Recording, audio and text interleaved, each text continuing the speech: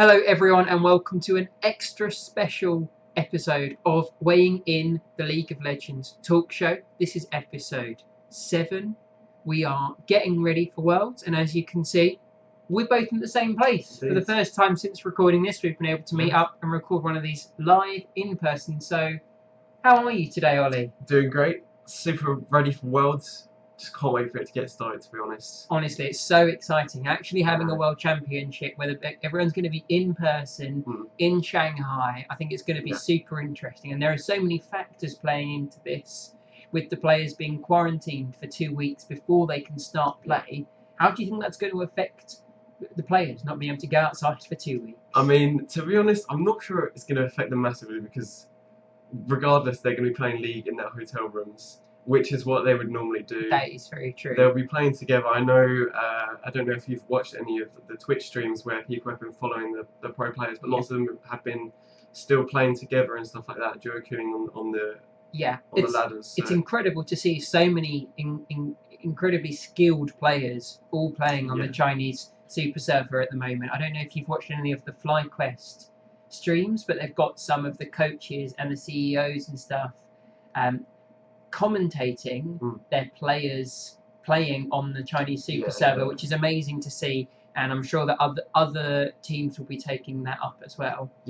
And it'll be a great practice environment. I just hope that none of the players get too burnt out playing God knows how much League for 2 weeks. Yeah, I mean, you have people who are already playing 16 hours a day of League. Like I know Caps has, before he even moved, was already playing like ridiculous hours of League and is obviously going to be able to continue doing that. So for some people, I think it's going to be a huge change. For some, it's not going to be that much of a big change. But we'll see when it comes to Worlds who has adapted best, who has. I mean, they'll have time beforehand. I think they're coming out of quarantine quite soon, so they've been there for. I mean, I know the EU teams have been there for about most teams have been there for a while. Some specific players I know haven't been there for as long as others. So Nuguri, for instance, had to undergo surgery because he's had a lung issue, so he's undergone surgery. So I think he went out after his team, so he's going to be in quarantine longer than the rest of his team. So it'll be interesting to see how that plays in. Definitely. And then obviously the big thing is that we're going to have no Vietnamese teams, unfortunately. In the play-in stage, we were due to have 2 Vietnamese teams, but due to quarantine rules, Riot couldn't work a way for them to make it to Shanghai, which is really unfortunate for them, as they've had some decent upset performances in the past. But it does mean that we have a slightly different play-ins phase. So the way it's going to work now, instead of having the traditional 4 groups for play-ins, there's going to be 2 5-team groups. All of those will play a best of 1 against each other within their group.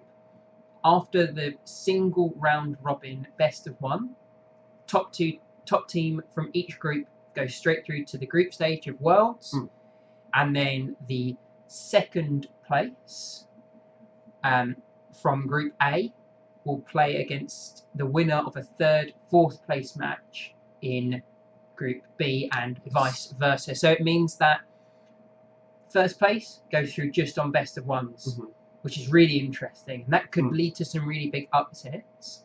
And then everyone other than first and last place, so as long as you don't come last place in the play-in stage, you're guaranteed to play some best of 5s, which is really interesting because we don't necessarily get to see a lot of these teams play best of 5s against other wildcard regions. Let alone against some of our major regions. And I mean, in the play-ins, there's a huge variety of different teams. You've got the team Ints from Brazil, who I've seen a little bit of more recently. They look like a pretty strong team, in my opinion. With a massive fan base as well. I don't know if you've ever heard anything about the Brazilian fan base, but those guys are incredibly passionate for their teams. And INTZ, being the only Brazilian team in the tournament, will definitely feel the pressure from those fans. And then like alongside them in the other group though, you have teams like LGD, who are very well known in China, one of the biggest LPL teams, performed really well in the split and just missed out on going straight into group stages of Worlds. So you've got a huge variety of different teams like Team Liquid, who everyone expected to be in the group stage. We expected them to take the first seed from North America, realistically, and to see them in these play-ins will be super interesting. So I think we'll cover these groups. Then after we've covered the play-ins, we'll give a preview of the groups for the world's main stage. And because of the way those groups were drawn, we actually have a good idea of where a lot of teams will end up. And we'll kind of talk more about that later, because that will really influence, I think, a lot of our opinions. But first, world's play-in stage. Group A, we have INTZ Team Legacy from the Oceanic League. Mad Lions, the darlings of the summer split from the LEC.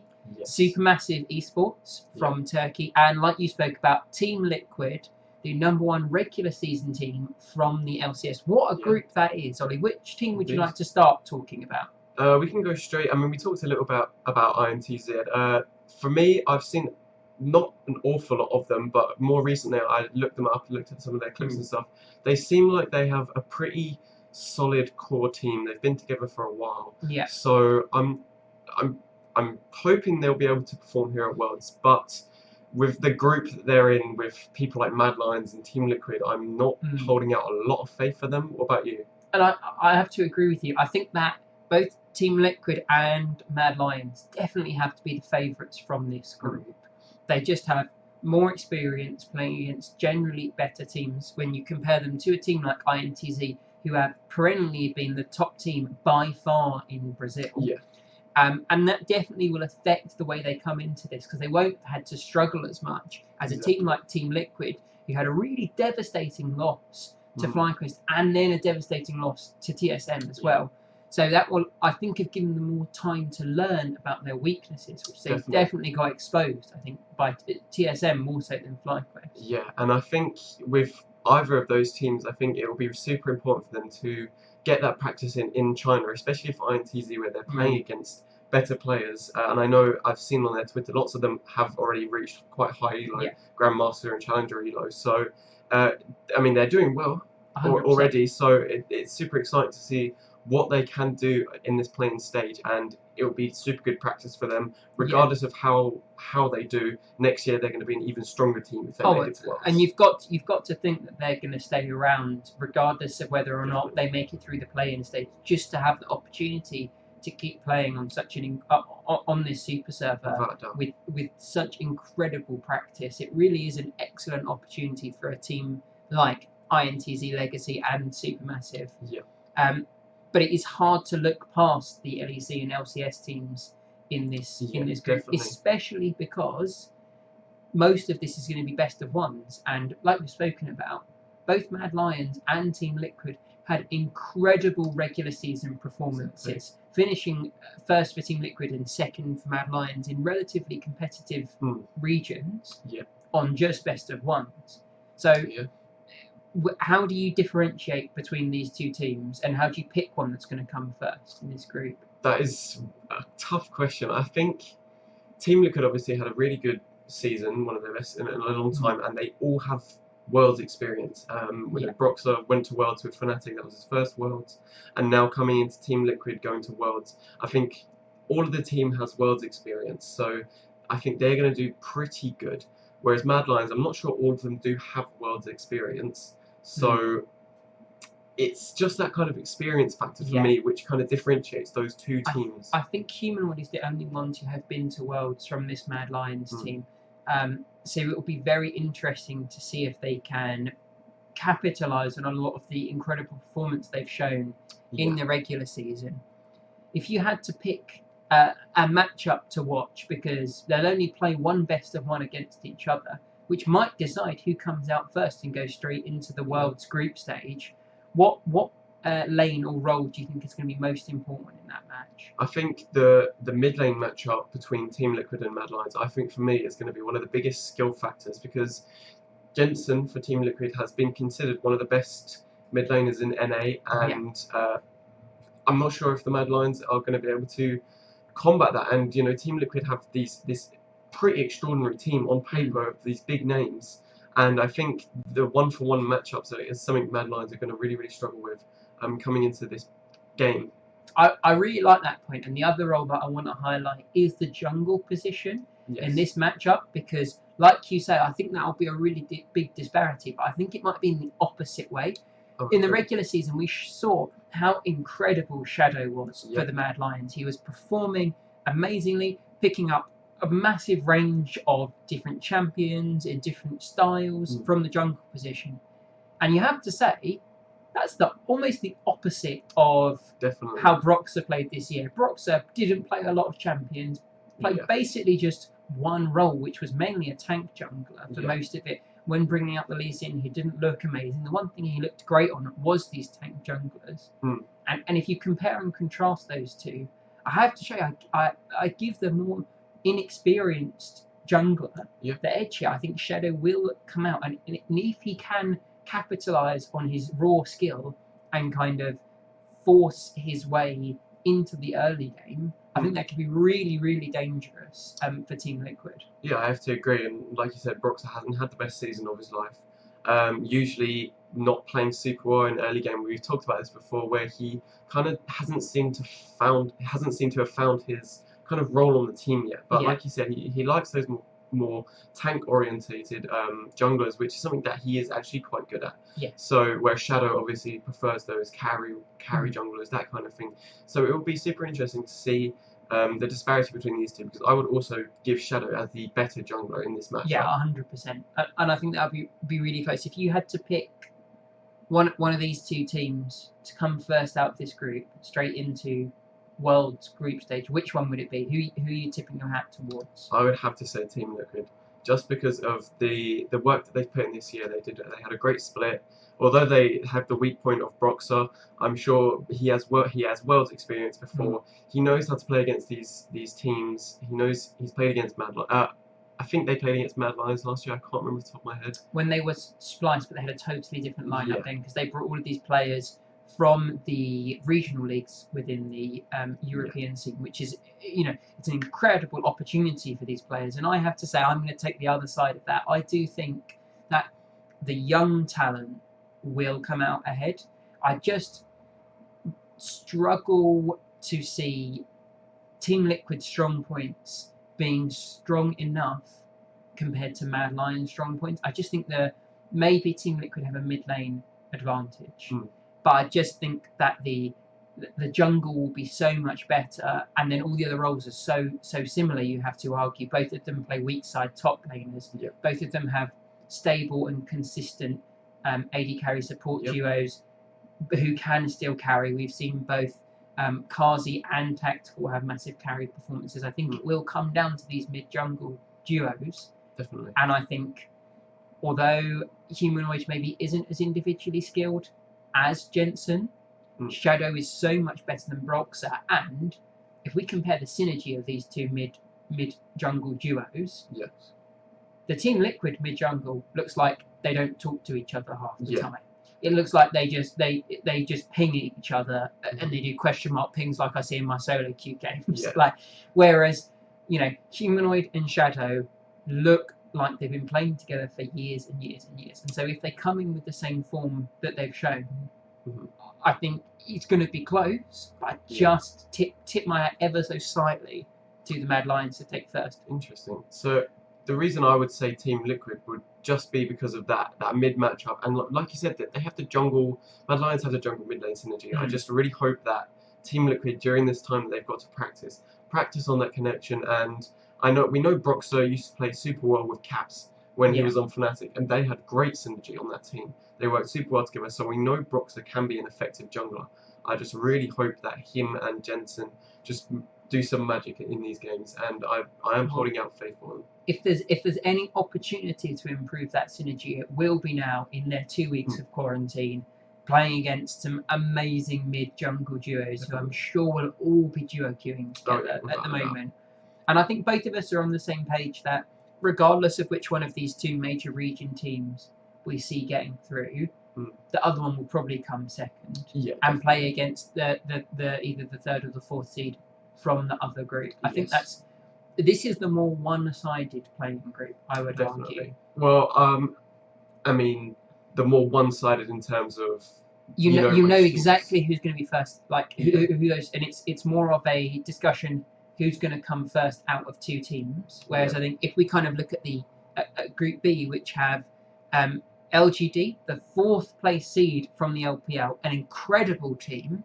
Yep. And then it's a jumble really of other teams. We have PSG Talent. They're the other non-emerging region team in this group. Yes. However, you have to take into account that they weren't able to bring their mid laner or their jungler into Shanghai to play the tournament. So they're playing with a substitute mid and jungler who are both exceptionally good players, possibly even more individually talented than their original players. You just lose some of that synergy. Exactly. So it really is going to be a real litmus test, their first game, to see if they've been able to cohese together. And then we have the Mexican team of Rainbow Seven, my second place pick from this group, the Unicorns of Love from the CIS, who are an actually incredible team. And then we have V3 from Japan. So this group is really not necessarily similar to the first one. We both agree who's going to come first, I'm sure. Group B, definitely. It's LGD.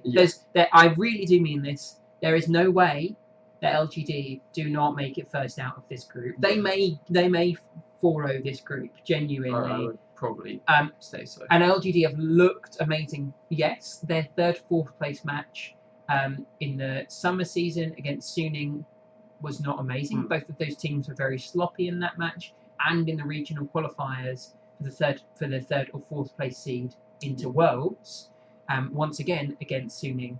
Those matches were definitely sloppy. We saw like 10 kills in the first 4 minutes or something insane in some of those. That's the LPL special, to be honest. But to me, those matches seem just a little bit more chaotic than when we see our top 2 LPL teams. So we look at top esports, we look at JDG. Their aggression is a little bit more calculated, I feel, than a team like LGD. But I don't believe that any of the other teams within Group B are of a caliber high enough to really punish any over-aggression. And so I think simply due to their style, they'll steamroll everyone. Agreed. And one thing these LPL teams, including LGD, do really well is capitalise on these tiny little mistakes that other teams will make. And this group, I mean, they may not even realise they're making mistakes, but LGD will notice what they're doing. They can read the map so well, and just like all these other LPL teams, they'll be able to pick apart these small teams. And like you said, I think they'll go 4 or 5-0 in this group and pretty much come up first. It's pretty much guaranteed. Everyone thinks so. Yeah. So that's definitely the consensus. If you had to pick a second place team, I've already said Unicorns of Love would be my pick. What I do would you have think? to agree with you and say Unicorns of Love, because they've got the experience. They've played this team that they're on at the moment from the CIS. It has played together for quite a while so now. long, because they used to be. I think they've still got some of the Gambit players who were on this team before they became Unicorns of Love last year as a CIS team rather than the LEC team we've known before. I just think that synergy will play really well, and it's so unfortunate for PSG Talent, because if they had their original 5, that's who I would put over URL in my opinion. But it's so the unknown factor for that team now is real high, actually. Exactly. And Unicorns of Love have always been known for having these really individually talented players, and then pretty much losing them after they get a lot of traction with people like Hillesang going over to Fnatic after they played on URL for so long. As did Power of Evil, don't forget that. PoE. They've been a proving ground for so many good players. Exactly. So it'll be very interesting to see how that team performs. And then we both expect them to play up against the 3rd or 4th kind of a tiebreaker team. But regardless of which teams, let's say Unicorns of Love plays from Group A, you still expect them to make it through to World's playing stage and take that second spot? I think so, yeah, definitely. Because I think that regardless of which team they play from Group A, I mean, we're both saying Team Liquid and Mad Lions are going to get out. Be the 1st and 2nd place. Rather. So they can't play either of those. So it would be INTZ, Legacy, or Supermassive. And you have to say, in a best of 5, we expect a team like UOL to take that best of 5. Definitely. And I would say the same for Mad Lions.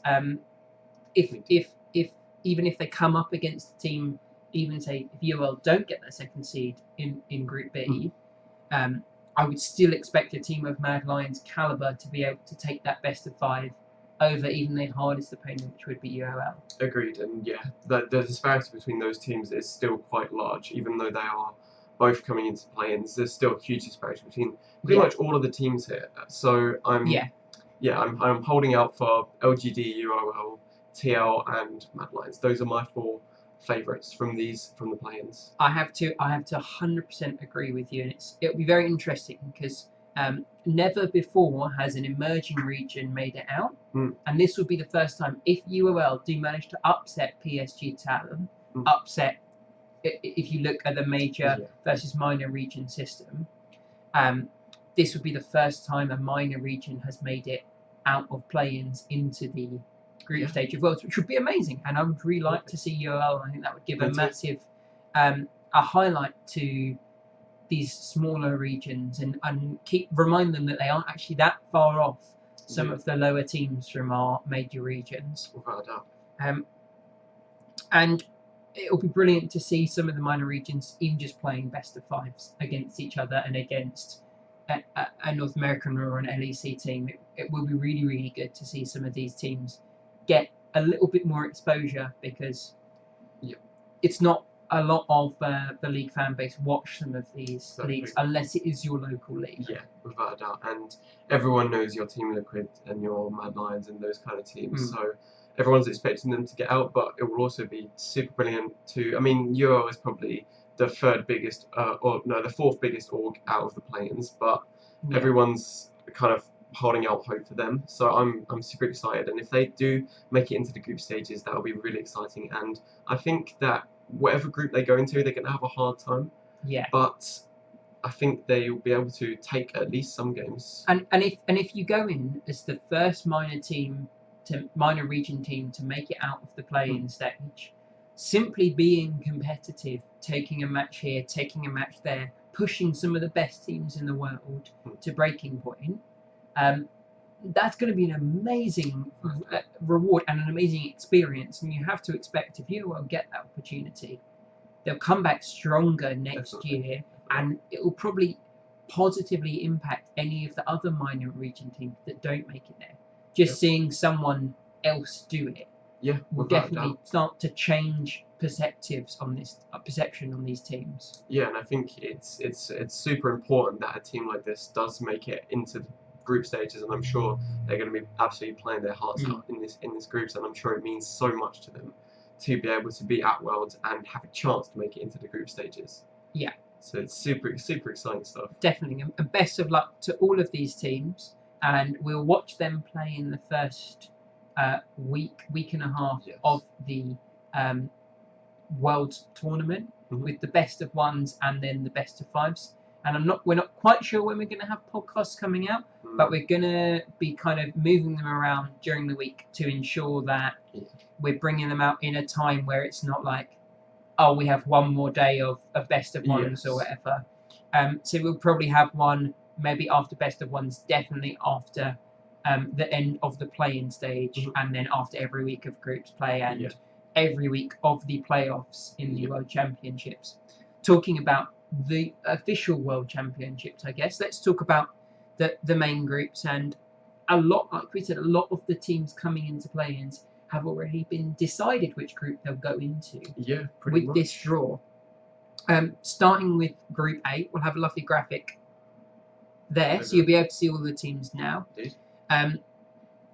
But starting with Group A, the teams already in this one are G2, Matchy, and Suning. G2, the first seed from the LEC. Matchy is the first seed from the Southeast Asian League, I believe. Suning being the 3rd place seed from the LPL. And the team guaranteed to go into this group is Team Liquid. Yes, Team Liquid. Have to go into this group because they can't go into Group B, can they? No, there is already a... oh no, they can go into Group B.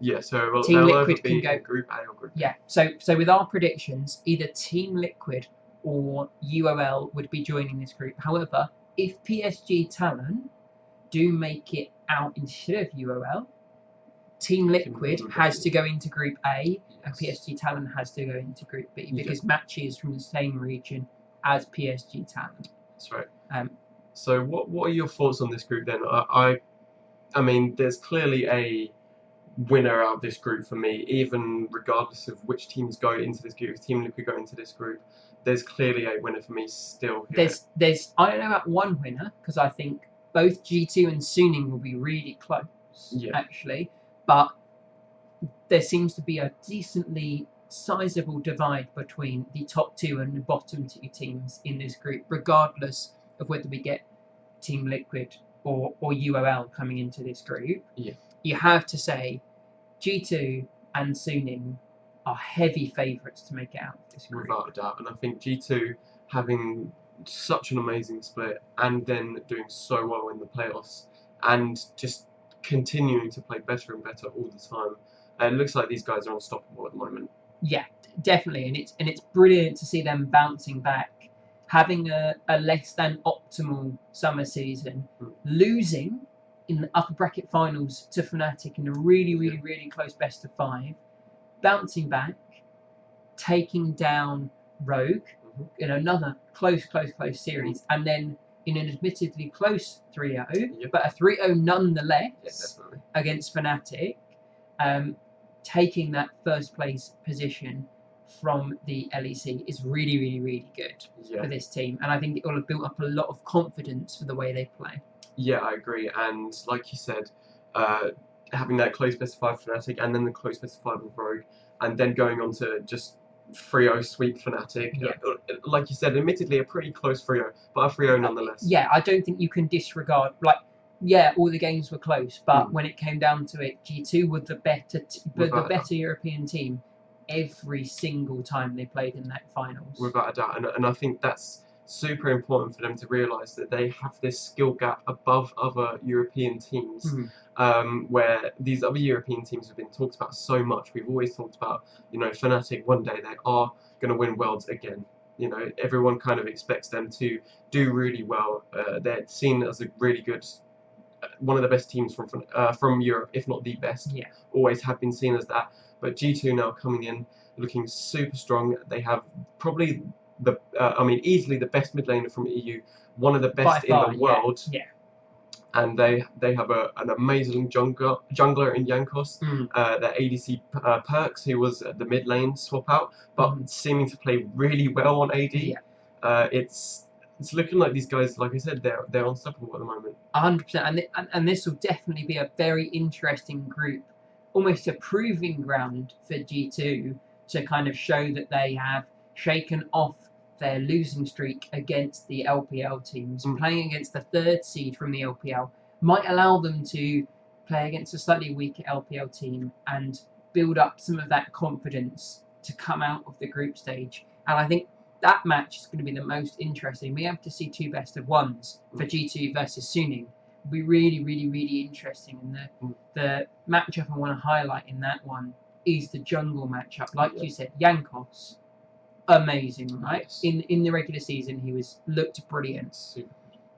And he might have his polar opposite, literally the most opposite player you can imagine from the stable, controlled, more tank supportive kind of jungler, but everywhere you need him kind of guy of Jankos. SOFM. Incredible, but he is the opposite of Jankos. This guy, if you haven't watched any clips of SOFM, definitely check him out because he is incredibly individually talented. Yes. And he is doubly aggressive as he is talented. I've never seen a Lee Sin Q this guy won't take, genuinely. And that to his benefit or his detriment. Yeah, without doubt. It will be very interesting to see how those two match up because I expect him to be the aggressor every single time in these matches and going through their kind of playoff runs. We expect. What side of that do you favour? The slow calculator side or the pure aggression that we definitely are going to see out of SOFM. It's going to be an interesting matchup for me. I think if Suning can catch out G2 on these plays, because we know Jankos is someone who's always there for the counter gank. If Caps is if the enemy jungler is in mid lane, Jankos is there to immediately get that counter gank. And if he's top, Jankos is there. He's always all around the map. He's super good at always being on top of the enemy jungler. But if they can manage to catch out the bot lane or the mid lane, say if he's going for, say if what's it called, Jankos is going for a gank in mid lane, and then SOFM is there in top getting a kill, doing some insane shit that he does. Then it will be super interesting to see who comes out on top of this. And obviously, if SOFM gets those kills, then he'll be able to carry more because he'll be on those carry junglers. And we've seen him do that so many times. It's basically the reason they were able to beat LGD in the regional qualifier to take their spot straight into the group stage of Worlds. And so the team's clearly got a lot of faith in him, and I think it is going to come down so much to timing. Definitely. Is SOFM going to be faster than Jankos, essentially? Can he create interesting jungle routes that Jankos isn't going to expect in these? Because Jankos is so good at predicting where the enemy jungler is going to be. So has SOFM got some secret jungle routes? Has he got some weird level 2, level 3 gank paths and timings? Has he got a really fast level 6 clear on something like an Evelyn where you can get that one shot onto one of the laners and really start to snowball your lanes? It'll be really interesting to see who's come into this and studied their opponent more. Definitely. And I think Jankos is someone who has always kind of known his job on G2. He knows that Caps is a star player. He knows he's never going to be able to carry the games, apart from a few occasions. I mean, he was playing the Braum at one point. If you know your role, if you're playing jungle Braum in funnel meta, like, you definitely know your place. Yeah, and I don't expect him to be doing anything differently in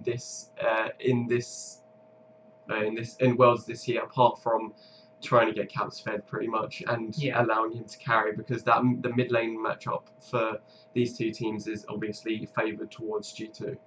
Yeah, and don't get me wrong, I think that all the players from Suning are incredibly are really, really, really skilled. And I think the top lane's going to be close. I think the bot lane's going to be close. Although Wonder's so good. I think Wonder is really good. But I think Bin for this team is incredible. If you think about the top laners that he was playing against in the LPL, the two teams above him have 369 and Zoom, who are incredibly individually talented. And let's not forget, arguably the best top laner in the world, who isn't even here, the Shy, did get binned by Bin. So, like, I don't think that you can underestimate this team, but I don't think it's going to be about those lanes as much. I think it's going to be another mid-jungle off, and maybe more jungle off, depending on how G2 can kind of manipulate the map. Whether or not they can make it about a mid-lane disparity, or whether or not SOFM is going to get his way and run the whole map really. Without a doubt. And I think G2 know what they're good at. They're going to stick to that. They know their strong points. They know that although they have strong lanes in pretty much every lane, like Wonder, like I said, I think he was one of the best top laners from the LEC. Yeah, easily. And Cap's the best mid laner. So they know their strong points.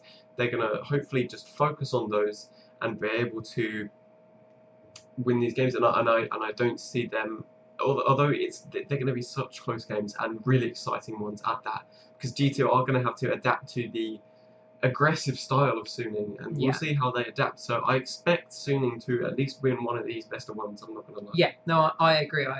And now, kind of hypothesizing with me, TL coming into this group, is there any chance they make it out? How do we think, if TL landed in this group, one of the two groups that they can go to,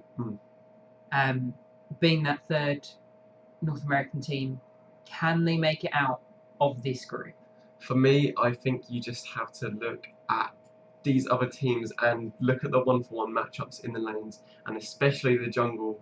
I don't think Team Liquid are going to make out this group if they get put in Group 8, honestly, because again, but both of the mid laners from Suning and G2 probably are better than Jensen. Yeah. And both of the junglers are better than Broxer, and bot lane and Wonder's really good. Like, I think they've just got such a solid team, both of these teams, Yeah. Suning and G2. And I think the most worrying thing for me, if Team Liquid ends up in this in Group A, is the one thing that Team Liquid really got exposed by in the playoffs was TSM playing around top lane, playing top lane carries.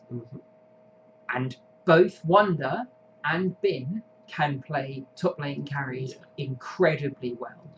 And if Team Liquid ends up in Group A and you're G2 or Suning's coach, and you watch those playoff games, you're going to say, all right, let's just put Bin on Jax. Put Wonder on Nico. Yeah, and it seems like unless Team Liquid come in with a totally different strategy, they just won't know how to respond to that. And unfortunately, Impact just, I don't think, is the type of player who can respond to that. I agree.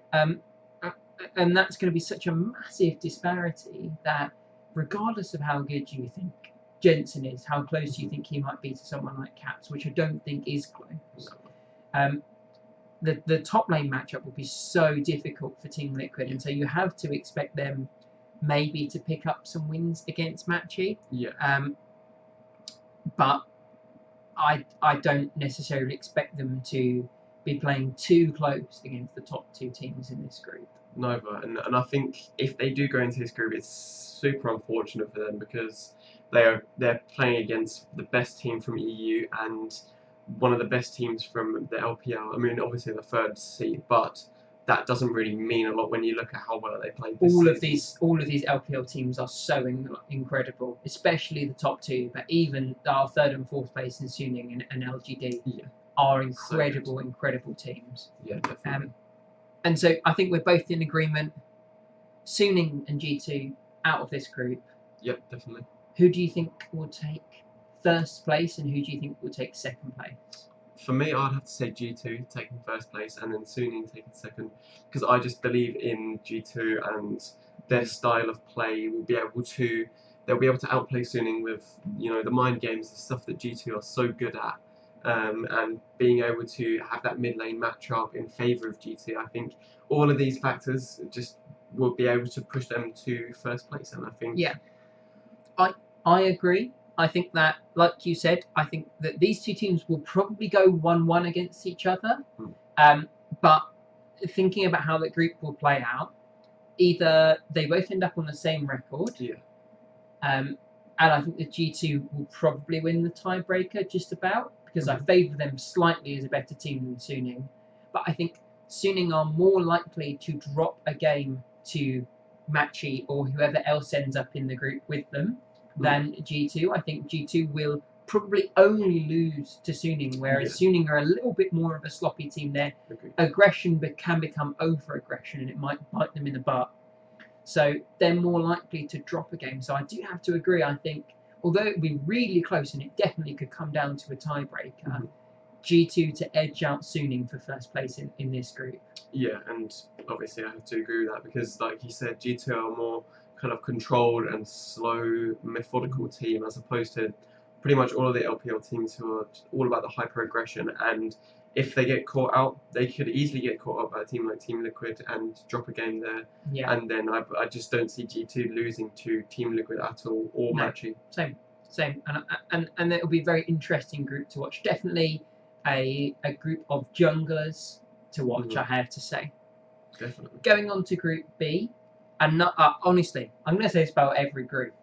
Another amazing group. Every group is actually insane. This might be the group of death in this one. We have Damwon, JD Gaming, and Rogue. And the teams that can go into this one is Team Liquid or UOL or PSG. If PSG make it out, they go in here. And if PSG don't make it out, it could be either UOL or Team Liquid. But you have to say, what an incredible group. All of these teams look really, really good. Yes. And the first point I want to touch on before we talk about the LCK and LPL teams is it really feels bad, man, for Rogue. Oh my God! Can you imagine being Rogue going into this group? They've got to be so upset with just how unfortunate they were. Obviously, they were hoping, everyone wanted to see the Rogue versus TSM matchup, and not just that. It's just that the fact that they're against two of the best teams in the world. Probably I would argue, the best team in the world at the moment in Damwon. I have to say, I do think if I had to hedge my bets now, I would say Damwon is the best team in the world, simply because of the way they played in the LCK. They looked phenomenal. They genuinely did. And if you compare that to the top seed, or even top two seeds from the LPL, that was so much closer than the Damwon DRX series, which was a 3-0 stomp for Damwon. They looked the skill disparity within the Korean teams from first to second and third is humongous. Damwon definitely looks incredible, and I would argue that Damwon coming into this have the best players in so many of their roles. Oh yeah. To put this in perspective, right, the LCK All-Pro voting, Damwon had their top laner, their jungler, their mid laner, and their support in the first team, and the only player not was replaced by Ruler from Gen.G, who is the best AD carry in the world, you'd argue. And so this team clearly has the best players all round from Korea. It's just it's such an incredibly stacked roster. It really, really is. Yeah, and you have to just think against either of JD Gaming and Rogue, they will probably just absolutely crush them, in my opinion. Although JD Gaming looked really, really, really good. I mean, they very easily could have been the first seed from the LPL. Exactly. The finals between themselves and Top Esports was such a close best of 5, and you know, with Top Esports just edging it out, I would say they are the better team from the LPL. Yeah. And probably the best team in China. So, regardless, JD Gaming looks super strong, and like you said, we're super close to being the first seed from the LPL. And then we would be talking about this totally differently, right? Yeah. This could have been top in theory. But I think JD will match up very well into Damwon. I think we've seen the kind of style that Damwon want to play. You know, once again, we're talking about top laners. Unsurprisingly, when we talk about a team like Damwon, having a divisive top laner like Nuguri, insane top laner, insanely talented. Don't get me wrong, but definitely a firm believer in the O2 power spike. Playing some of these champions where it's just so frustrating. No matter what you do, this guy seems to absolutely stomp, regardless of what you do to him in the early game. And we haven't necessarily seen that from, I think it's Zoom is the top laner from JD. Zoom definitely needs a little bit more help to get ahead, whereas we expect Nuguri to be creating his own leads and kind of freeing up Canyon to work with my pick for the best mid laner in the tournament of Showmaker. And if that guy gets ahead, I think that the Wei Zhao is going to have a massive struggle in this mid lane. We saw how much he struggled against Knight, and I think that Showmaker may be better than Knight, and then that's, you know, even if they're so close, it's going to be such a difficult matchup, this mid lane. I mean, you have to think that JD Gaming are just going to try and ban out Nuguri completely of his favourite champions such as Camille. But then, like you said, that leaves Showmaker open to his just the incredibly wide variety of champions that he likes to play in the mid lane. And that's what makes him such a good mid laner, like as you said, in your opinion, the best in the world. Yeah. His huge variety, and just he's an unbannable player. You can't ban him. 100%. And you know, maybe he's not as individually talented as someone like Chovy or Knight, but he knows how to win games. It's the most incredible thing I think about Showmaker, regardless of what champion he's on. Like you've said, he knows how to play them all so well, and he knows how to take that any lead that he gets and turn it into a victory almost every time, which is so impressive. It really is. Yeah, and I think Damwon out of this group for me just have to be the favourites. I don't see them probably even dropping a game here. Maybe they'll go 1-for-1 with JD Gaming, but that would have to be after some serious mistakes being made from this team. I think the only way that Damwon start to kind of fall behind in a game against JD is they get exposed in their bot lane a little bit. Mm. But that's really hard to do. Not a lot of LCK teams were able to do that. And we think about the forgotten fifth member of Damwon in Ghost, the only man not to make it to the all pro first team, is still incredible, and he's so stable. Is the brilliant thing, and they know how to play safe in that bot lane. We saw them in the LCK finals playing Draven bot, but not playing towards it. Kind of understanding that Ghost is not as skilled as a lot of the other AD carries, and going, we'll give you a comfort pick, give him the Draven, he'll be able to lane well, but we're going to snowball the other side of the map. And then you see him come in with like 250 stacks, get his first kill at 17 minutes into it, and absolutely explode into the game, and still be able to carry. And he's picking up things like Callista in that series, so we know he can play these things. It just depends whether or not he's going to be given the draft priority to play these kind of things, which you expect in some of these harder matchups, maybe not. Without a doubt, and you see the impact that a team like Damwon has on the international scale. With, like you said, Ghost picking up Draven, that instantly translated into, I think, literally the next day, Hansama decided to pick Draven in against someone and just got rolled. But that's a Hansama classic pick. We've seen him pick that one up a few times before, but you have to say it was brought to the front of his mind by Ghost playing it so intelligently. And I think it's going to be hard to abuse that bot lane. But if they can pick on arguably the weakest part of this Damwon team, maybe that's where they get the lead. But I just believe that Canyon will not be there and will be snowballing the other side of the map. And then you believe in a Showmaker, you believe in a Nuguri to kind of carry a wounded Ghost to a victory. Yeah, without a doubt. Like you said, Showmaker is so good at just winning games and putting his team in a winning position. Like, all these lanes are the win con for this team, but they all work together to be one big win con, and it's just a disgusting team. It's absolutely amazing. It is insane, and like I said, it feels really bad for Rogue come into this group. Is there any way that Rogue could take that second spot? Maybe could upset JDG and take it? I would absolutely love it to happen, but I want to say I've got faith, but I think just with the way that that Rogue, I mean, they're not the strongest best of 5 team. So I think they played, like, undoubtedly after the split they were in first place, and they're so good at best of 1s, this Rogue team. But when it comes coming against these teams like JD Gaming and Damwon, I don't think I see them taking a game off Damwon at all, and then maybe going 1-1 with JD Gaming, but it's going to be so tough for them. It's going to be so tough. And I think that the only thing that you can hope for this Rogue team is that Larson just puts on 2 pairs of carry pants.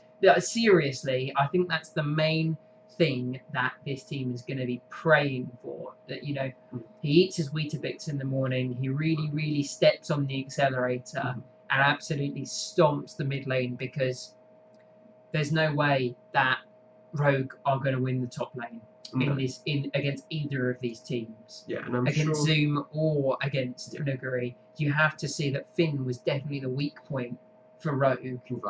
And that's where these teams are going to be targeting, and it's up to Larson to take up that slack and then some, I think. And as hard as it is for a player to hear that they are the weak point on team, and I mean, I can imagine it's a super tough thing being told by a coach, look, we're going to put you on these more supportive champions because it's going to be a tough matchup for you. I'm sure that a player like Finn, who has been around for quite a long time, will understand that going against teams like Damwon Gaming and JDG, that he's going to have to play to his best level and not go super aggressive. Like, we've seen him just on Renekton, a couple of times, like level 1, level 2. Like, I want to see this guy. I want to see this guy on the Orns. I want to see him on the Scions. I don't think there's a way where you comfortably take a carry matchup.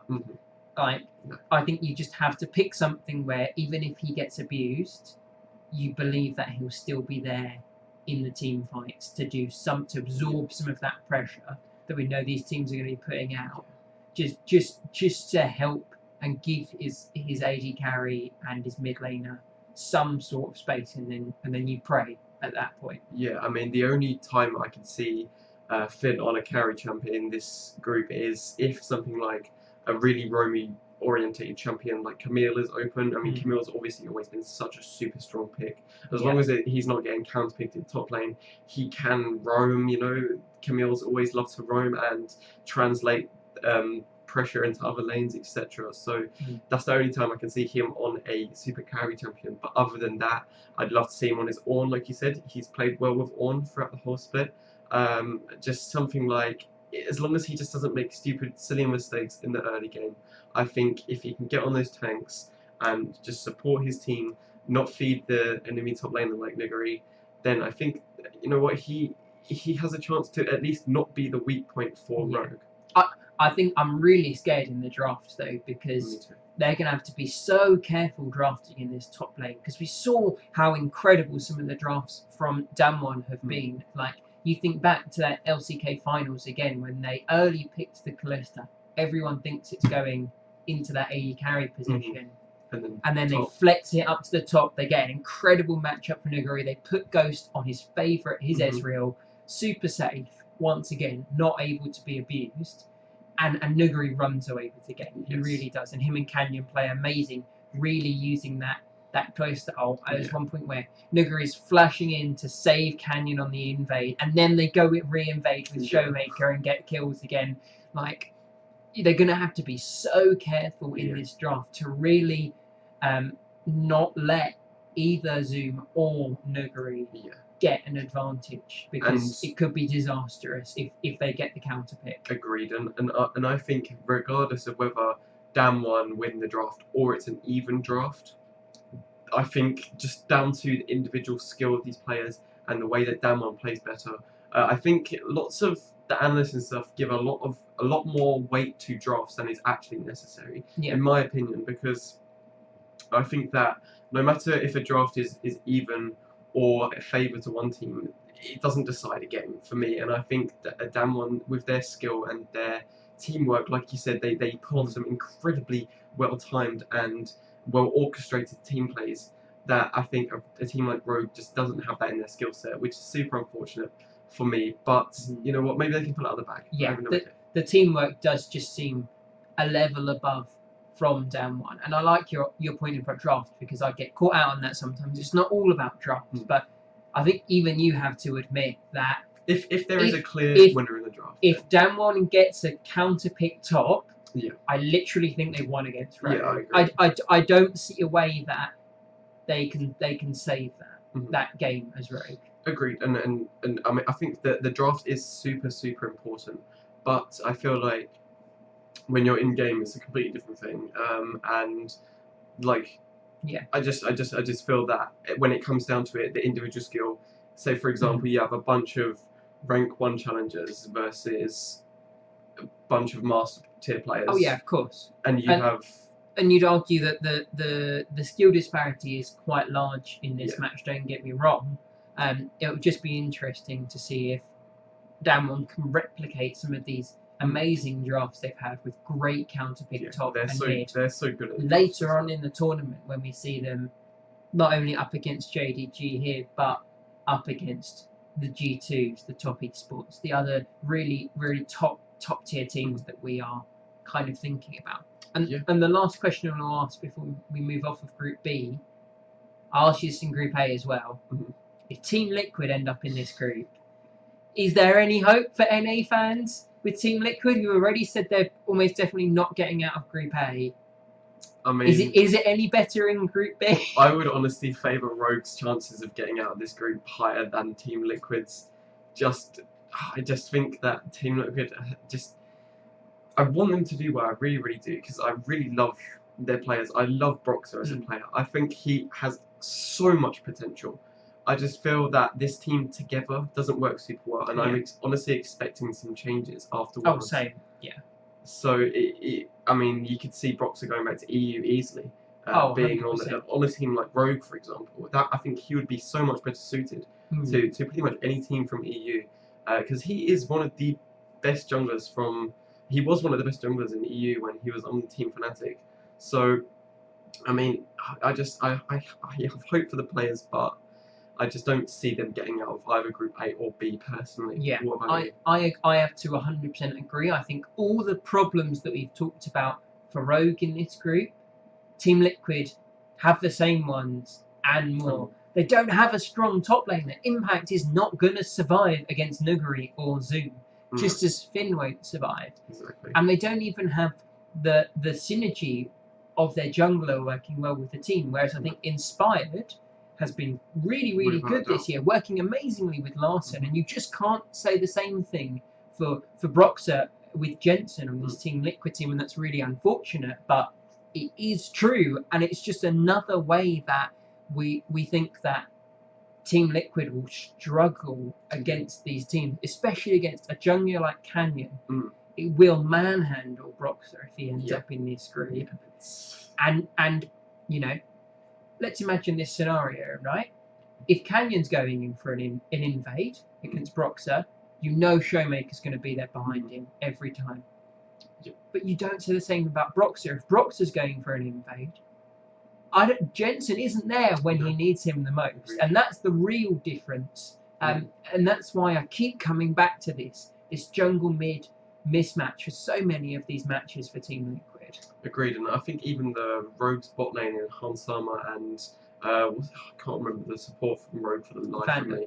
Vander. I think that Hansama and Vander will easily be able to outclass Team Liquid bot lane, in my opinion. Yeah. I think that Core JJ's been amazing, but we have definitely seen Tactical struggle in the playoffs. Yeah, without a doubt. And the difference between Hansama and Tactical is huge, in my opinion. It weighted in favour of Hansama. I think he is actually a really good ADC.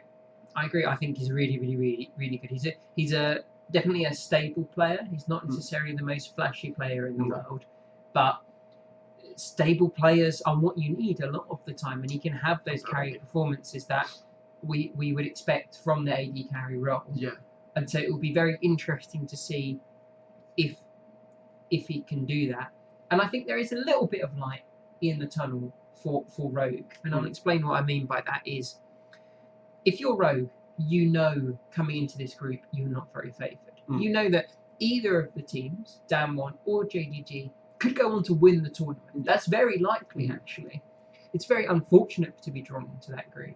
But there's a decent chance. If Rogue manages to take a game off of either of these teams, Damwon and JDG might not drop games going forward in the playoffs. And so if you're Rogue and you say, yeah, I went 1-1 against Damwon, however unlikely that is, that's not a bad outcome. If you go 1-1 against a team like JDG and you come third in the group, you maybe lose twice to Damwon. Even if you manage to take one off of Damwon, you go, that's not a bad outcome in the whole scheme of things. And this is a newer team who could definitely benefit from the Chinese Super Server experience and playing against two phenomenal teams. Yeah. And so it's gonna suck, because they probably know they're not going to make it out of groups no matter how hard they try. But taking a game or two off with arguably two of the best teams two of the top 3 teams in the world, could really affect this team positively going forward, and they could come back stronger in 2021. Definitely, and I'm sure if they manage to even take a game off either of these teams, they'll be super pleased with themselves. Yeah. Again, they're probably feeling a bit upset right now just because of they've been drafted into the group of death. I would probably call Group B the group, especially because you expect Team Liquid to come into this group as well, and then that is a pre-weighted group. A very hard group. But yeah, other than that, I think that's it for Group B. Yeah. Should we move on to Group C? Group C, another undoubtedly very interesting group. And this is a kind of group where I think there is some really strong arguments for all of the teams in this group. We have the 3 teams that are in this group are Fnatic, the 2nd seed from the LEC. We have Genji, the 3rd seed from the LCK, and TSM, the 1st seed from the LCS. And if JDG make it out of the playing stage, which everyone expects them to, they are heavy favourites for that, this is the group that they're going to end up Yes. being the 4th seed from the LPL. Another incredible team though, and so this is a stacked group, and I think Agreed. this might be the closest group for who I will would make actually it out of this group. I think every team in this group will go, whew, it's a Gonna bit be of a a tough hard one. group, Yeah. but we can make it out of this group, and I Mm. think every team is going to think that they've got a chance, and so this could be really, really interesting. Which team would you like to talk about first? I mean, we could jump straight in with probably my favourite team to make it out of this group and come first, and probably have a really good chance at doing well, maybe going to the semi-finals or the finals in Genji, the 3rd seed team, or was it the 2nd team seed? 3rd seed, 3rd but seed. I would argue they're the 2nd best team, and we'll touch Yes. on DRX in Group D. But this is the stable team, quite similar to Damwon in a lot of ways, but the stable LCK team, which we kind of have grown to know over many years. Yeah, and I think this team has some incredibly individually talented players in people like Ruler, and the Ruler life bot lane for Genji is going to be something that is going to just hopefully, I mean, in my opinion, will probably outclass the either bot lanes of Fnatic or TSM. They will probably outclass basically any bot lane in this whole tournament, even looking up against like Jackie Love from the LPL, who is probably the best LPL AD carry. You expect Ruler to be by far the best AD carry coming into this tournament. And Life also arguably one of the best supports in the tournament as well. So yeah, I don't see them not making it out of this group. Like you said, if LGD do make it into this group, it probably will be tough for them to take games off them, because I think LGD is a really, really strong team from the LPL, and like we said, they're most likely to sweep the playing stage in their group. But I think Genji just, if they can get that early lead, if they can snowball, then they'll be able to take games off all of these teams without a doubt. And like you kind of hint on, we've seen a bit of a metamorphosis for Genji throughout this year, because at the start of spring they were really slow. They definitely were that classical LCK team, but we've just seen their average game time get lower and lower and lower this year, to the point where BDD won the Summer MVP award, and he was playing Akali's all the time, not necessarily his control mages. We know he still can play. And so if that team can abuse the early games of a team like Fnatic, a team like TSM, they're definitely going to have a good chance of being stable enough to close out the game.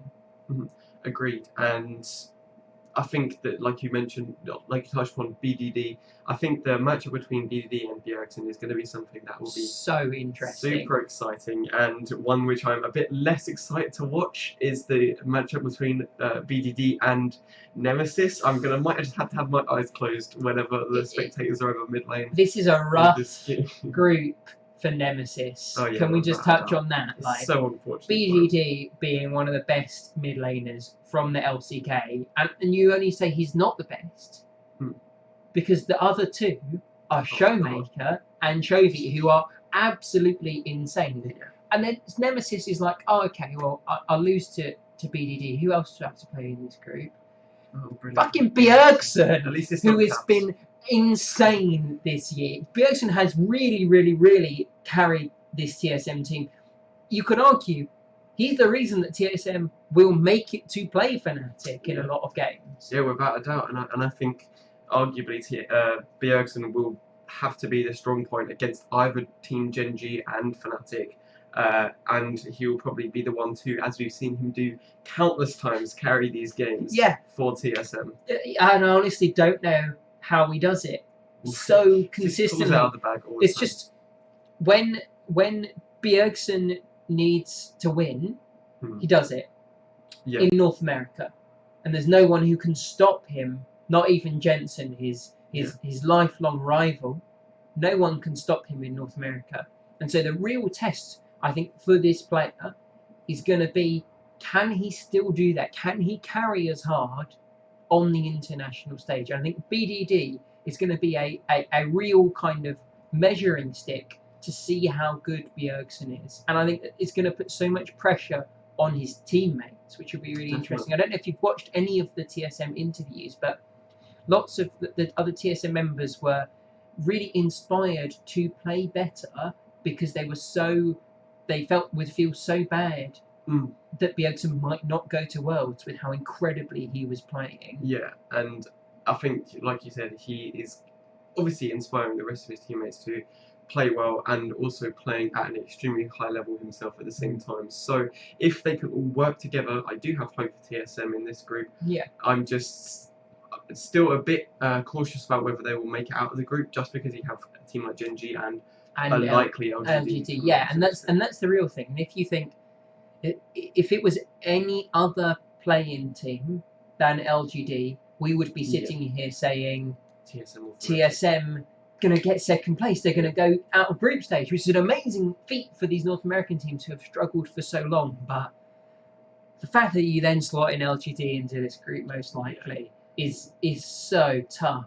I mean, all of these groups are super hard, and this one just backs it up. I mean, talking about the TSM Fnatic matchup, we touched on it briefly in Bjergsen and Nemesis. I think that the other lanes are going to be quite tough for TSM to win this. In one of the most consistent ADCs and support matching in the LEC is in Fnatic and Hylissang. So it will be tough to see how TSM, who haven't had a super strong bot lane recently, how they're going to adapt to play against a team like this. And obviously Selfmade on Fnatic, one of the best junglers in the West as well, who's been on form recently, looking incredible on his carry-orientated junglers such as his Hekarims, his Evelyns, etc.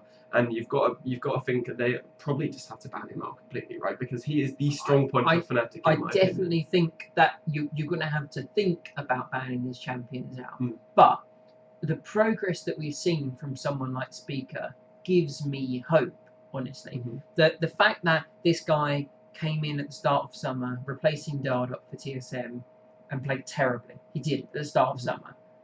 And you compare that to the player he is now, he has improved so much. Look at him, against Blabber, picking the Evelyn, destroying the game. Giving the Evelyn away, picking the Skarner. Immediate counter pick. The confidence that this young player has and the confidence that his team has him to give him the Evelyn, the Skarner, picking the River Shen in the up against Team Liquid. They clearly have a lot of faith in this young player, and so this really will be a proving opportunity for him if he can maybe not beat a player like Selfmade, who's definitely a carry jungler compared to Speaker's typically more supportive team fighting style.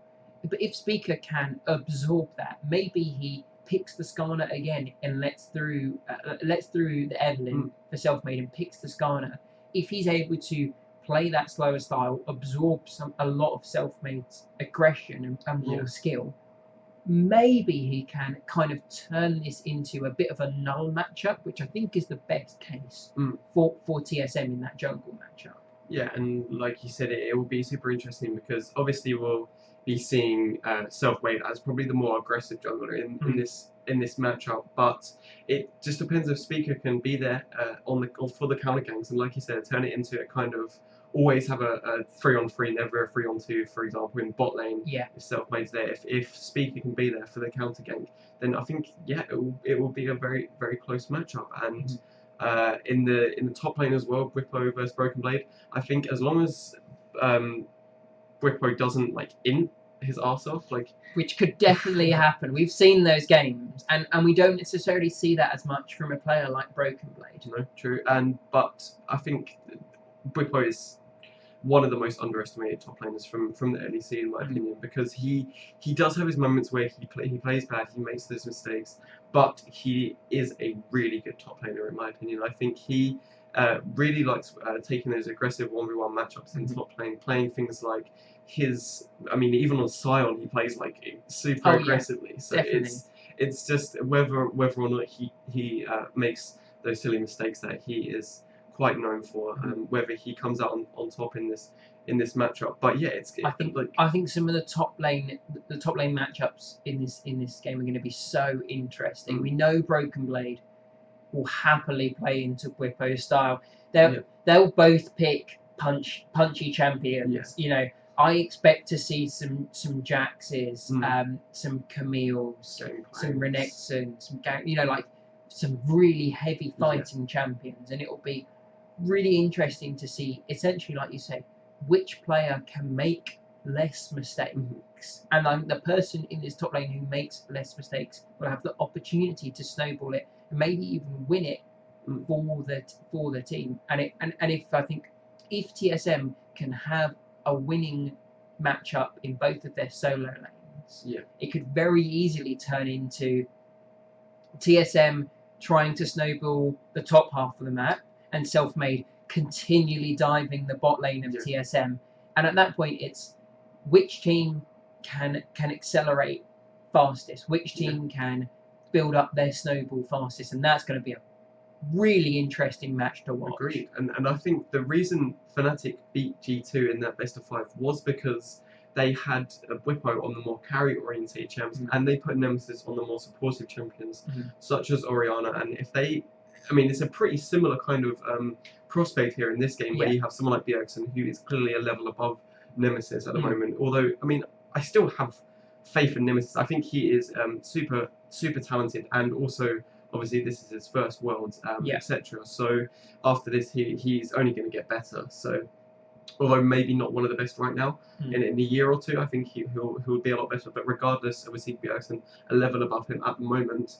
Whereas Bwipo loves to play those carry top laners, and if he can snowball a top lane, and if you have Nemesis on something like the Orianna or one of his other pocket picks, the more supportive mid laners, then again it will be a super interesting. And this whole group is so close. Yeah, I can't predict a winner at all, apart from Gen G definitely making it out. I can't. One more question before we make predictions is, like you said, we saw Fnatic kind of understand how to beat a team like G2 and kind of like TSM.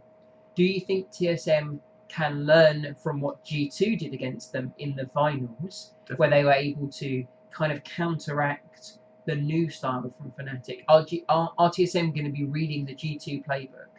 100%, I think. And obviously G2 did the same and copied TSM the Rivishent, So these teams are quite similar in the play style. So it'd be very interesting if we get a repeat of the winners bracket finals, where Fnatic was able to win against this style of team, or if we get a repeat of the grand finals, regardless of how close it was, where Fnatic wasn't able to beat this style of team. And I think the reason that Fnatic probably lost that second best of 5 in quite a one-sided fashion was because they were overconfident after that first best of 5, which they played really well. They played out of their minds in that game.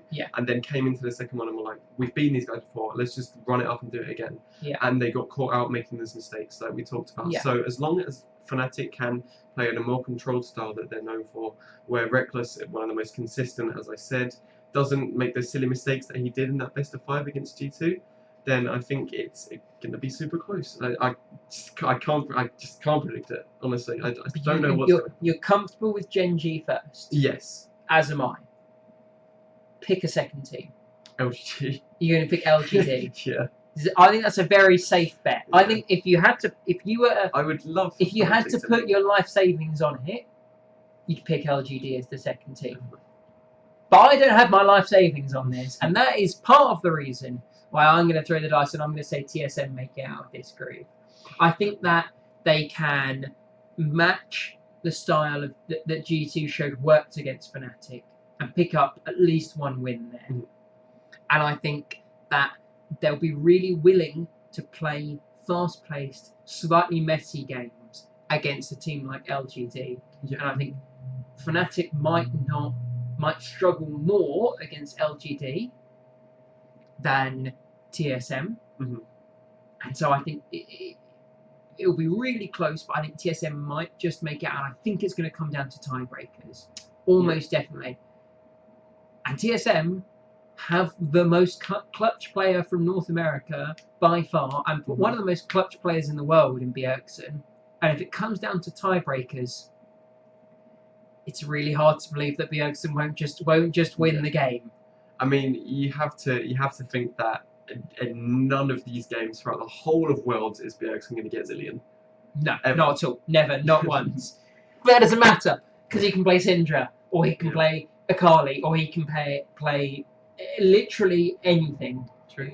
Honestly, I think it's going to be super, super, super close, and this is definitely the hardest group to call agreed. by far. And you never know, it could be fucking Fnatic and TSM making it out. It could, and that would be it would be mind blowing, and that would be absolutely amazing. It genuinely would, and we'll have to see. And this is going to be probably the best group to watch, in my opinion, simply because of how close all of the matches are likely to be. Agree. I think all of these games are going to be super interesting, really long games as well, which is exactly what we want. Yeah, I mean, the simple fact of how long we've talked about this group, and the fact that we've talked about every team in depth. There's no team that you can write off and say you're definitely coming fourth. Exactly. There are such strong arguments for every team in this group to make it out, if not to make it first. Yeah, I mean, all of these teams in this group have one lane which is super strong for them, one lane or one role which is super strong for them, and if that role can get ahead, then it could go either way, it could go any way. So and what amazing games those are going to be. They genuinely are. Before we ramble on about Group C anymore, yes, we have one more group to talk about. Indeed. In Group D, the final one, and we've kind of hyped up so many of these teams that I don't know if we have anywhere else to go, but let's not forget the LPL number 1 seed in top Esports is in this final group, joined by the LCK number 2 team in DRX and the LCS number 2 team in FlyQuest, with the most likely team to join this group being Mad Lions, the only group that they can join if they make it out of the play-ins.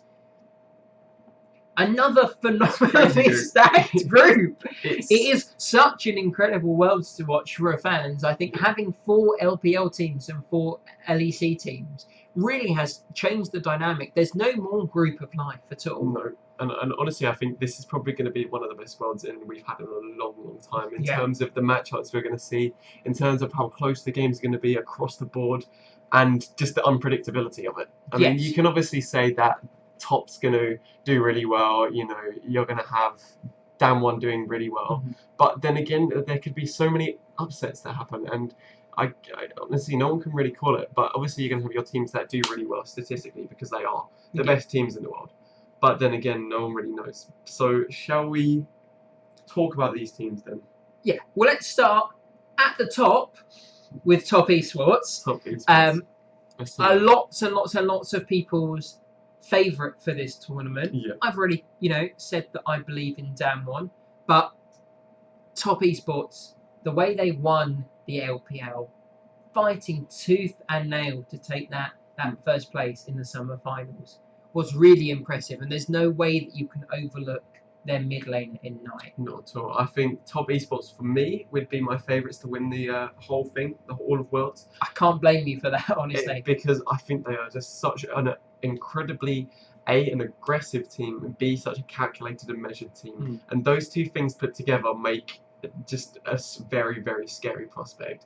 And like you said, Knight being, we mentioned earlier, your between Showmaker and Knight, you would choose Showmaker. I would choose Knight as the best mid laner in the world, because I think this guy is super mechanically gifted, super just his game knowledge is insane. He always reads the maps super well, and regardless if he goes 0-6 in his lane, he'll still be able to carry games, which for me is just a disgusting feat in a mid laner. It is absolutely insane. In the LPL playoffs, 80% of bans against Top Esports were directed at Knight, which and it's insane. And his Syndra is his main pick. It's his best champion. Do you know the win rate on his Syndra? It's like something like 80%. It's 90% when he gets it, and he doesn't get it very often. Don't get me wrong, but you literally have to ban that champion.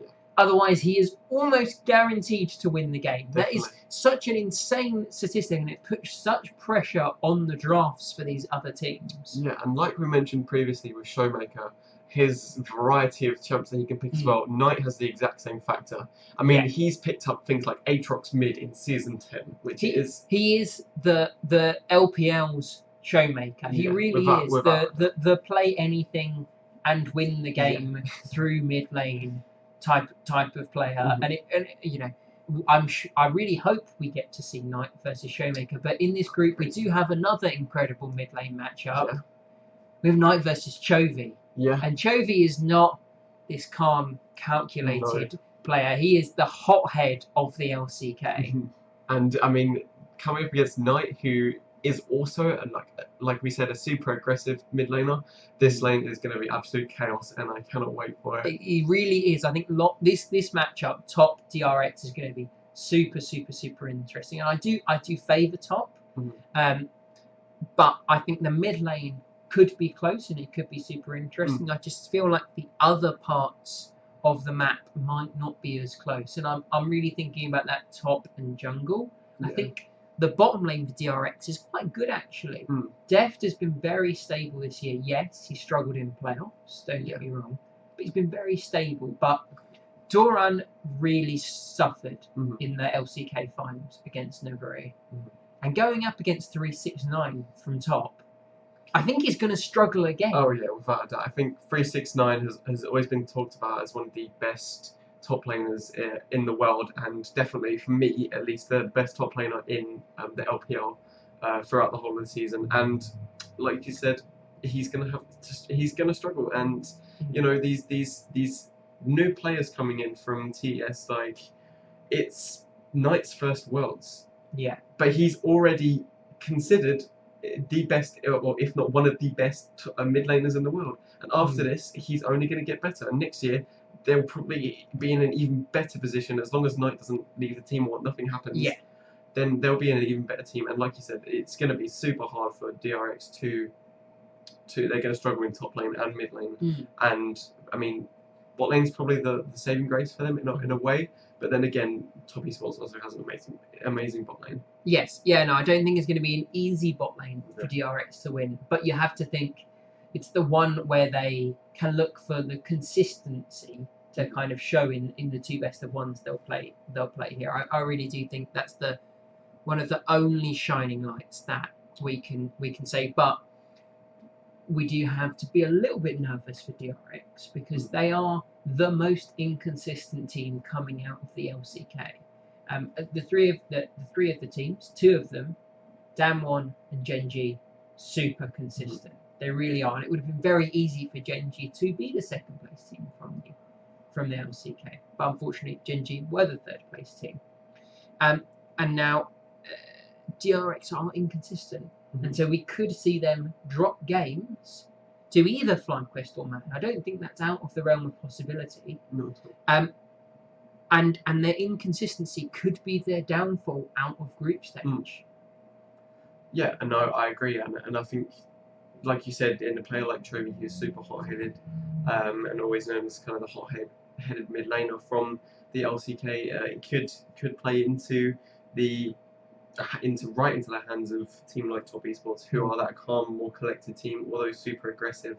They know what they're doing all the time, and yeah, their inconsistency could definitely let them down. But what about FlyQuest in this group? Do you have any hope for them playing against these two super gifted teams? Well, when we consider the NA teams, right, we said there's no hope for Team Liquid, and I think that's fair. We said there's a decent bit of hope for TSM, but we're not confident. I'm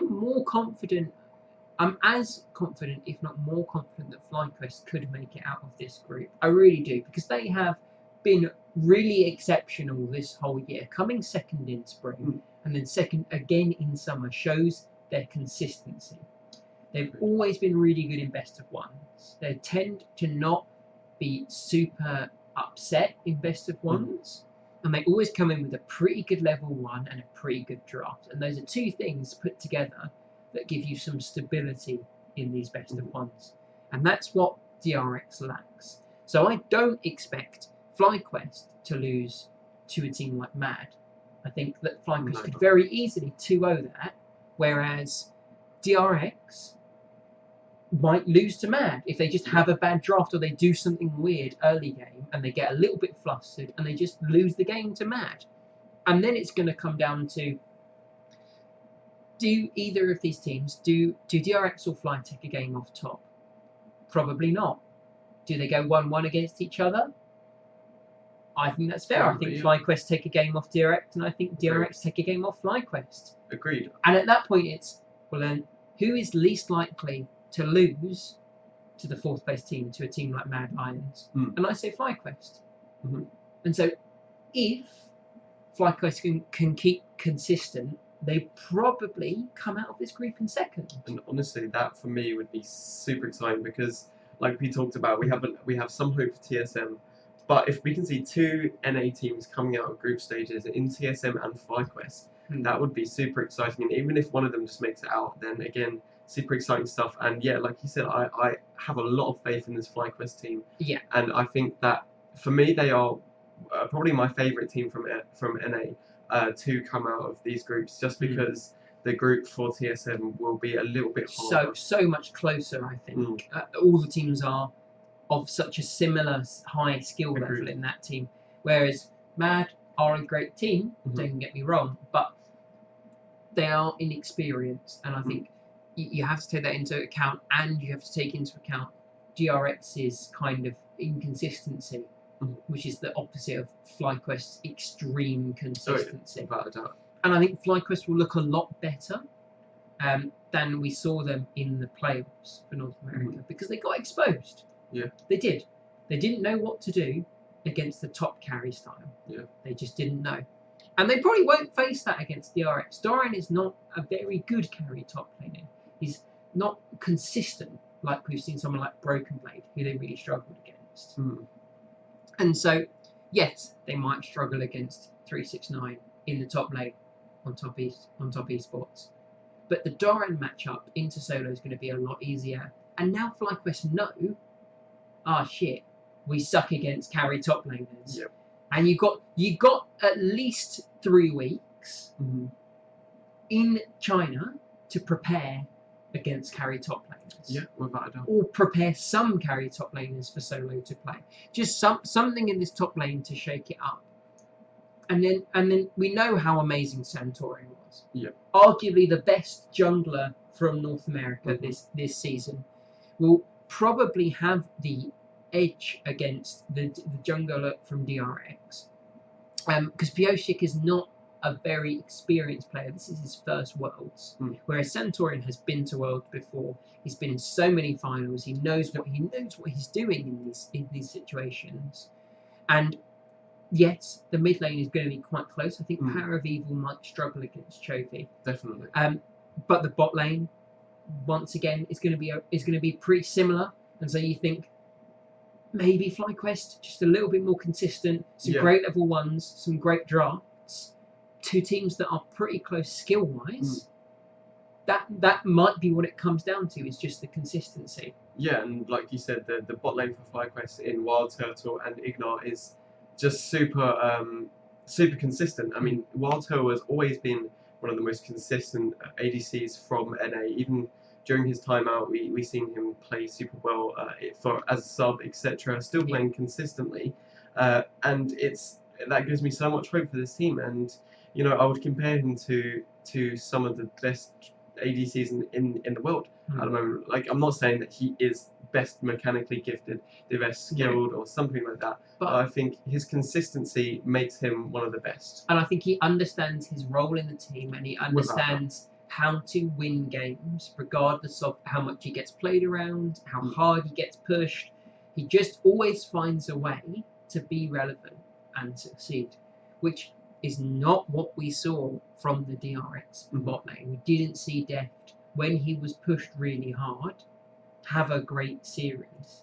And so maybe we say that Deft is one of those emotional players who maybe might struggle if he's pushed really hard against this team. And that would be really unfortunate to see a player like that not make it through to the playoffs. But on the other side of that coin, to see a team like FlyQuest go through to playoffs would be really would be amazing. It would be so meaningful for this team, who's had a meteoric rise since joining the LCS. They joined the LCS last year as FlyQuest Snickers. It's the most dumb name you've ever thought of, but the rebranding efforts this year, putting a great team together. We went from Tree Quest now to Sea Quest. Being a second place team in spring and summer, the crown jewel, even if they lose in quarterfinals, to make it out of group stage would be amazing for this team, and I think they can do it. Agreed, and for me that would be probably one of the best things to happen in Worlds, regardless of how far they make it after groups. Just still making it out of groups for them as an organisation will be super mind-blowing and super uplifting for all of the players. And that team will only get better next year, I think. I think with some possible upgrades, maybe changing out Solo for another player. This team can only get better. Agreed, because like you mentioned, Solo is probably the weakest point for FlyQuest. Of an amazing team is the crazy thing. And coming into this, there is just so many like world-class top laners. Like, it's really unfortunate. If this was not, even in this if this was a meta where you couldn't play top carries, FlyQuest would have an even better chance. But it is unfortunate that they had a mainly tank top laner in what's looking like a carry top Worlds. I say just put him on Shen if it's not banned, because Shen right now is just unbelievably strong. He is a tank, and his early game damage is super crazy, and doesn't really lose matchups in top. And like you've said, we've seen how willing they were to pick as a flex and just blind pick the Shen over and over again. I can't remember what matchup it was, but what best of 5 it was. I think it was FlyQuest against Team Liquid, where they picked the Shen for solo blind every single game. In all 5 games of best of 5, because they just knew that he wouldn't feed on it too hard. And that he would be able to play really well in the team fights. And moving around the map. And like, if they have the confidence to do that in this group, I think that will be an amazing thing to see. Agreed. And I mean, a champ like Shen can just completely change games, and also it's a great flex pick because you can play 3 different roles in top, jungle, and the support role, which we've seen a little bit this year. And picking up at jungle, we've seen who was it that played? Was it Speaker that played the jungle Shen? So there's, if you want to be really technical about this, there's a regional European player whose name escapes me right now, who's played it a few months ago, and then Speaker brought it out in the losers final against Team Liquid. That was it. And then the day after, Yankos brought it out in G2 versus Fnatic, and we don't know where Speaker got it from, but we did have Yankos come out and say, I saw Speaker do this. And so I can't remember if it was Speaker or Yankos who basically just played like a secondary support on Shen as jungle. They built like a locket, which I thought was so clever. And a really, really good thing. And I think FlyQuest, I'm not sure Santorum would be 100% up for that because he loves to play as more carry champs like Graves. But then again, Shen. But then do it in the top lane. Do it in the top lane, if I'm honest. I mean, for me, I feel like Shen top lane should be a bit more of a frontline tank damage kind of dealer because especially for his early game, if he gets snowball, then you can build Titanic Hydra into Sunfire Cape or. But I wouldn't hate seeing a tank support with a tanky Shen top with one of those. Like a redemption or a locket. Like I think the locket or even the Knight's Vow is a really good option. Really strong. Even if you just put one of those in the build, having a Knight's Vow on someone like Power of Evil would be brilliant for this team, and I think it gives them a lot of interesting opportunities coming into their closest matchup, which will be with DRX. And this is a team that we've seen prepare so well for so many of their matches in North America. If they can do the same again here, it's going to be really close. Agreed, and I'm just super excited for these games to get started. So topping out this group, that's not going away. I would say the topping is not going away. Top Esports at the top of this group. definitely. Who are you picking for second place? Are you going with FlyQuest? I would have to give it to FlyQuest just because I believe in them so much as players, and I think the players themselves are always so positive all the time, and that is a complete kind of flip from what we've seen from DRX. So DRX seem to be much more emotional players. So I have all my eggs on FlyQuest and top, to be honest. I agree. Top first placed, FlyQuest second, and we will have some absolutely phenomenal quarterfinal matchups. It will be amazing to see some of these teams go into the playoffs. And there's so many matches that could already be finals, could be semi-final matches. The caliber of the teams in the group stage is phenomenal. It really is. Yes, undoubtedly. And that kind of wraps us up for this show. Like I said, we're going to have episodes throughout play-ins, and then every single week for group stage, during group stage, after group stage, after quarterfinals, after semi-finals, and after the world finals for a wrap-up and a look ahead to the 2021 season. It will be phenomenal. So stay tuned, stay subscribed. Weekly podcasts for what might be the best world championships so far. Very easily could be. Definitely. Any parting words? I don't think so, other than just come back next week when we'll have, after the first week of games, we'll have another podcast out. And I'm just super excited. Make sure you tune into all the games because they are going to be crazily exciting. Even the play-ins is going to be worth watching this year, and that's not something that I've necessarily said in the past. Exactly. Watch the matches, come back here, weekly episodes. We're on YouTube at Josh Weight. I'm on Twitters are underneath us. Check us out on Spotify. Just search Weighing in LoL, and you'll find us basically on any platforms. And thank you all so much for listening, and we'll speak to you all next week after week 1 of play-ins. Can't wait.